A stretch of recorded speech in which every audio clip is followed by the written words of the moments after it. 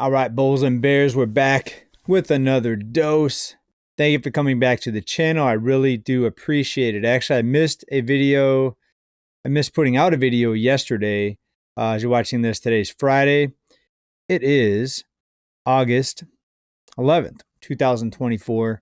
I have to check the calendar, folks. I've just been so busy and kind of overwhelmed.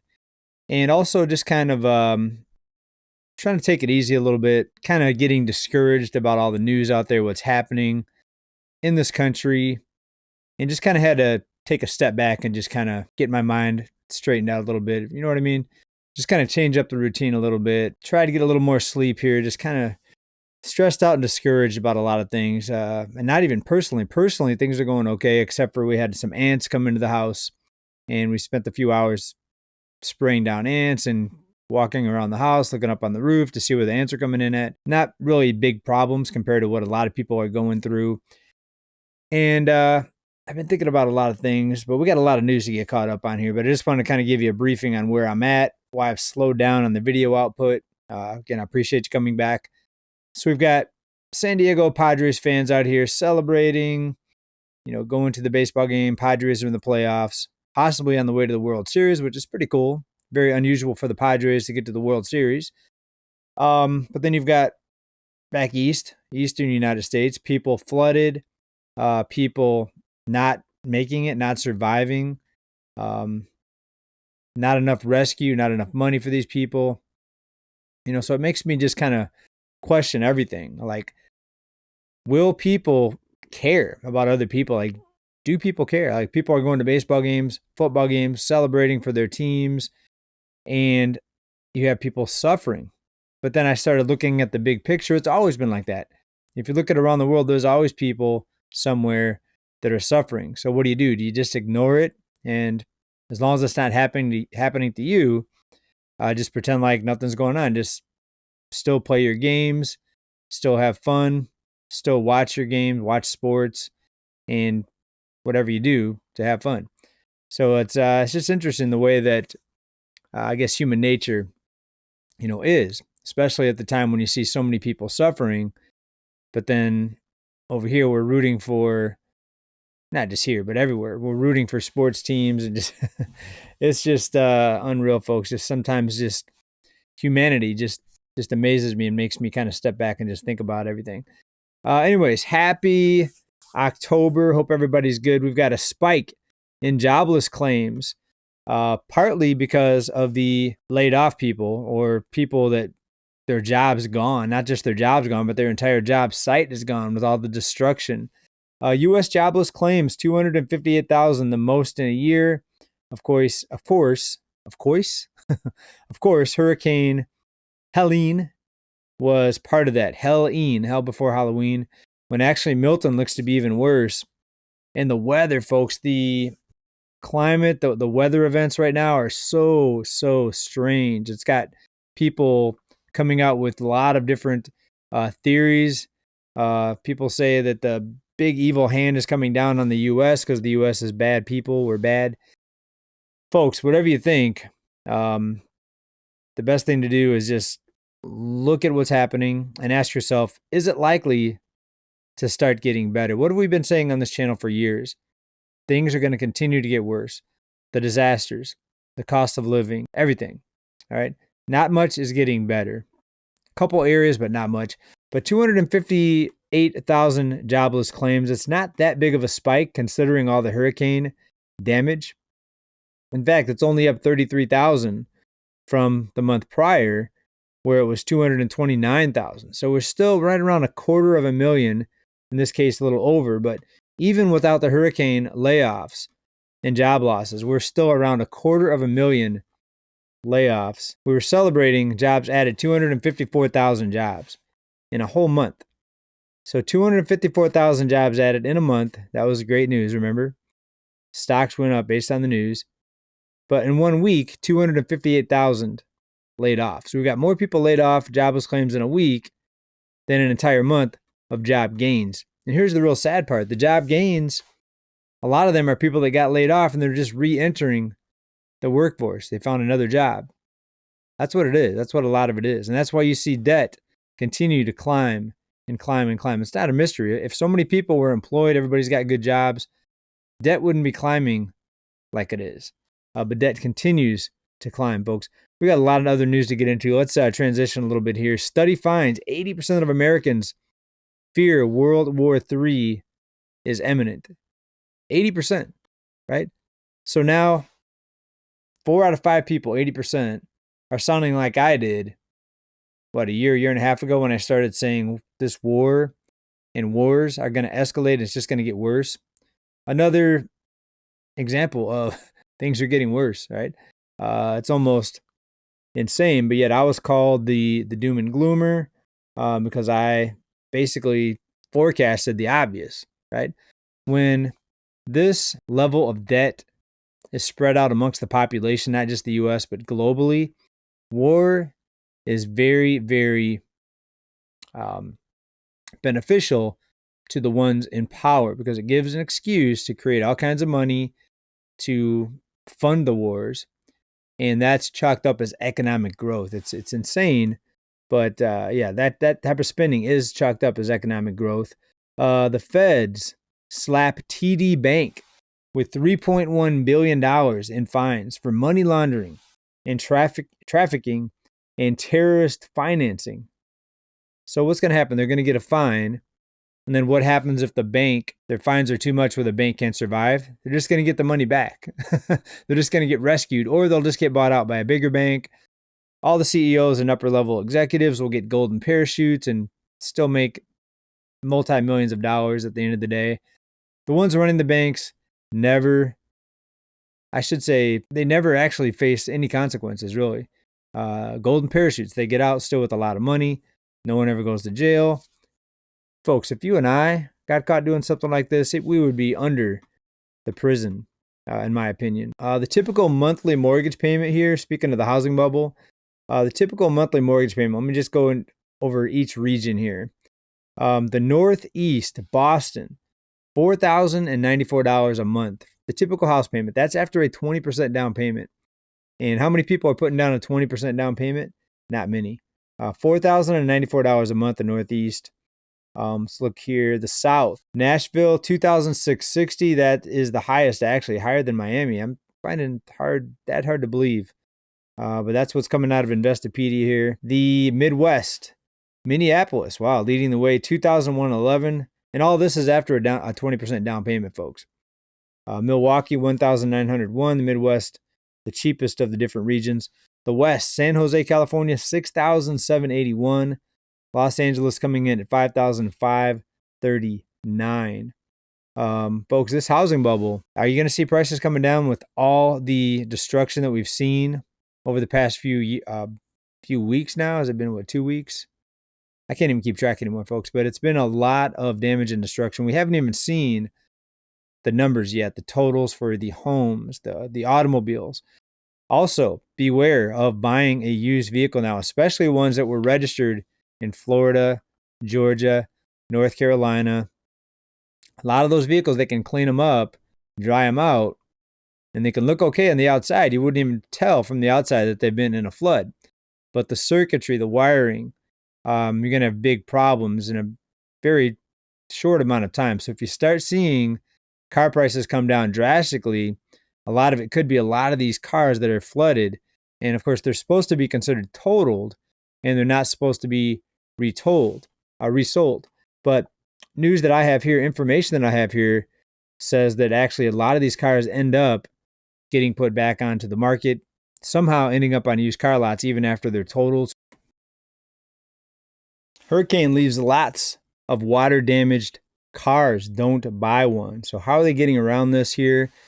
Carfax estimates 90,000 water-damaged vehicles will be on the road after summer storms, on top of more than 400,000 already known about, including almost 13,000 in Maryland and Virginia, folks. It's going to be a lot more. I bet it's going to be in the hundreds of thousands. It's going to be, will it be a million? I don't know. What do you think about this? But I know there's going to be a lot of cars on the road and resold. Running a vehicle history report like free reports from Carfax will flag water damage, but unscrupulous sellers often clean them up and pass them off as undamaged.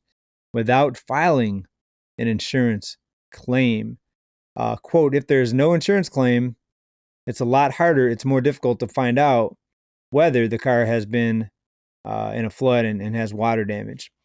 In addition to a vehicle history report, it's always a good idea to enlist the aid of a mechanic, potentially water damage or not, when buying a used vehicle. Yeah, definitely have them inspect the inside, look really deeply under the hood, and even in the door panels, stuff like that, where you can usually tell if water's been sitting there.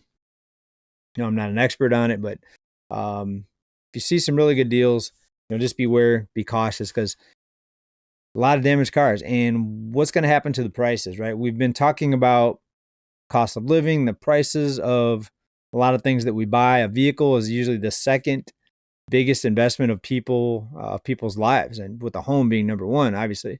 But cars, the second biggest investment. And we saw car prices actually coming down. But now we've got some data here saying that prices may be leveling off. Now, this is out of Wolf Street. And what he's showing us here is a leveling off here. This year, we saw a drop at the beginning of the year into the summer, but now it went back up. And this is actually a few months now that prices actually went up. And now with all the damaged vehicles, we will be more likely to see prices go up now because of so many people have to go out now and buy a car to replace their flooded cars and damaged cars, right? And then you're going to have cars that are resold. Well, that push prices down. It's going to be a battle of inflation versus deflation in the car market. But, compared to where we came from, 2020, we're still way into the stratosphere for vehicle prices. So not much relief at all, folks.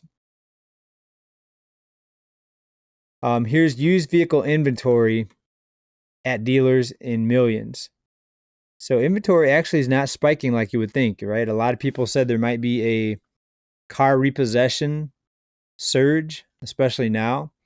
What I've always said here is they'll probably come out with a program to prevent repossessions, just like they came out with programs in 2020 to prevent evictions, to prevent foreclosures. Remember, the housing bubble would have went bust in 2020 if not for the over 7 million people that got mortgage forbearance. It only took 3.7 million in 2008 to bring the housing market down, 3-point-something million foreclosures. It would have been twice as bad in 2020, but they completely changed the rules, changed the game, where people couldn't get foreclosed. So it's going to be interesting to watch just prices in general. I continue to be concerned about a melt up and not a crash in prices. Some people on this channel have said that I predicted a crash. Folks, that could only happen if the money printer gets shut off or gets shut down somehow, right? Either legally or who knows, hurricane hits the Fed. I mean, what's going to happen there? I don't see it ending, folks. I see it continuing to get worse, right? So I'm more worried about hyperinflation than I am some sort of crash. A crash and deflation, like we saw in 2008, that would actually be a gift compared to what I think is ahead of us and what's in store with this melt up, rising price of cost of living, rising prices. Now, we're being told from a few different sources that home prices continue to reach all-time highs. But if you look at some data here, again, out of Wolf Street, it's saying that there is a triple top. Let me bring up a chart here, folks. And these are asking prices. And I believe Wolf is now using Zillow data, but it's about a triple top here, right at about 450,000, 2022, 2023. And then, of course, this summer, 2024, we typically see the peaks in the summer, the peak buying and selling season. But now a triple top, usually a double top, is a sign that we're at the peak. But of course, we saw double tops in many different markets over the past couple of years that ended up not being double tops. Prices went up. But when you look at the big picture, the totals, we're seeing a triple top. And some other data here I wanted to bring up here. Look at the listing jump in some cities' inventory. San Diego, where I'm at, 77% year over year active listings. Tampa, And also Orlando, Florida up bigly as well, 74%, 69%. Also Miami, Jacksonville, a lot of Florida cities there. But a lot of these people likely got their homes damaged and didn't have flood insurance. That's really, really sad. Imagine putting your home up for sale. You're ready to finally put it on the market, and all of a sudden the storm hits. And now you didn't have flood insurance. And now you're wishing you would have put your home on the market a lot earlier. So a lot of people are going through that down in Florida, especially. All right. On the topic of spending, remember maybe 2-3 months ago, we talked about the number of people getting maxed out on their credit cards. I believe it was about 1 in 5 credit cards were either maxed out or very close to their limit. And we were asking the question, will banks continue to extend more credit to these people? Well, it's looking like there are some banks tightening. And when you look at the spending trends, it also backs up that theory. Americans are slowing down on their credit card spending. Here's why. And it goes into the details here because of the debt levels. Credit card balances, actually, they're saying it fell, but not true. The rate of increase fell, but not the actual debt level. So it's kind of deceptive when you read into it. It's kind of like inflation. They're saying inflation is falling, but really it just means prices are going up, just less slowly. Credit card debt is going up, but just less slowly. Or I'm sorry, let me rephrase that. Inflation's getting worse, just less rapidly. And credit card debt is climbing, but just less rapidly than before. Sorry, these articles are so confusing, I even have to figure out how to explain them to make them make sense. The BRICS nations are considering a new currency. It's supposed to be called the unit. And from the last I read, it's supposed to be 40% backed by gold. Now, I have a couple people that I keep in touch with and that I respect a lot. I respect their opinions a lot.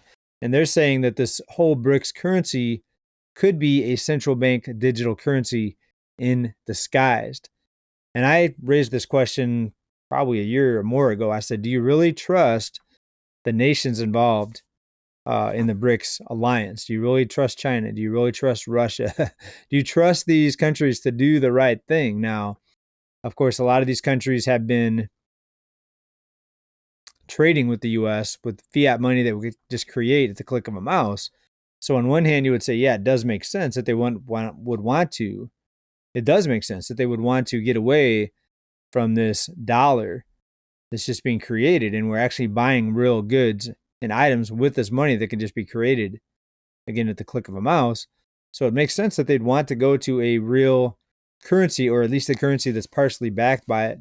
Then on the other hand, I'm always skeptical because you have, again, these countries, are they going to do the thing, or are they going to do what's right for the people? When you look at the history of these countries, do you trust that they're doing the right thing? Do you believe that this BRICS currency is going to be backed or partially backed by gold? Do you believe that that's actually going to happen?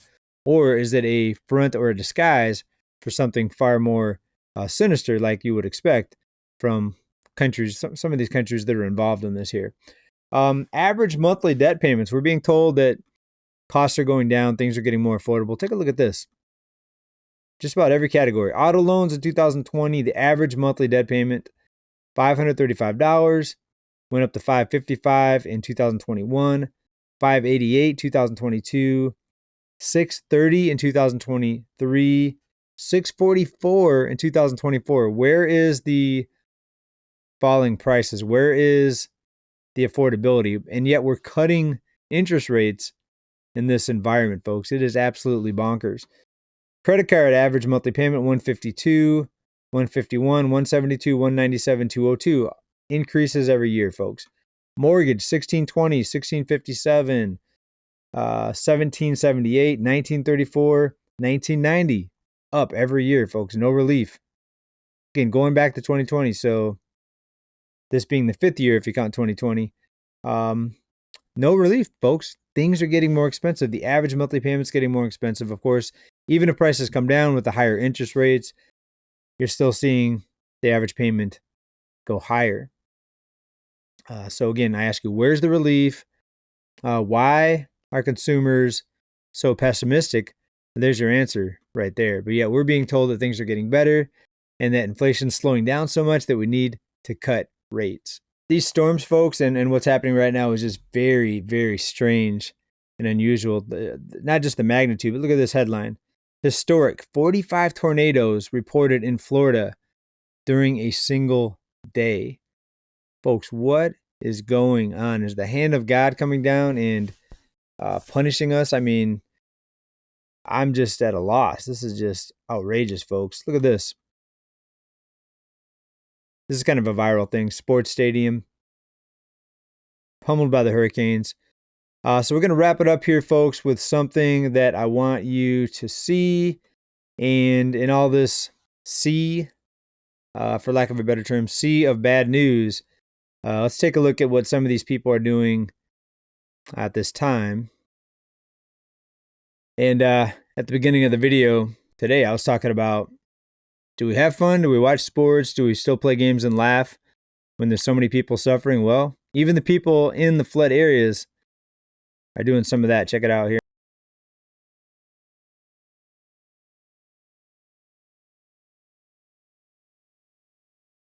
All right, but watch what happens at the end. Is that guy back there rowing on the surfboard? Driving a truck through the flood. He doesn't hit a tree. It's not bad, but the police got him. Oh, folks. All right, so we're going to wrap it up here. Try to have some fun. Try not to get too stressed out about all this stuff here. Be thankful for what you have. Be thankful that you're not flooded out, or maybe you are flooded out and you're watching this video in one of these flooded areas. Please let me know, are you from Florida? Are you from North Carolina, Georgia? If you are, what's happening in your neck of the woods? And again, be thankful. Do you agree with me?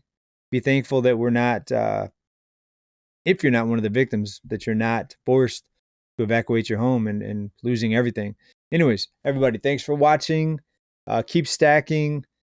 Keep your eyes on this channel, folks. Make sure you subscribe. Very important time to stay ahead of this curve, folks. October's just over 1/3 of the way done, and I think we're going to see things happen this month with the last few weeks that we have that are going to even be crazier than what we've seen so far. Stay tuned, folks. Keep stacking. Bye for now. Peace.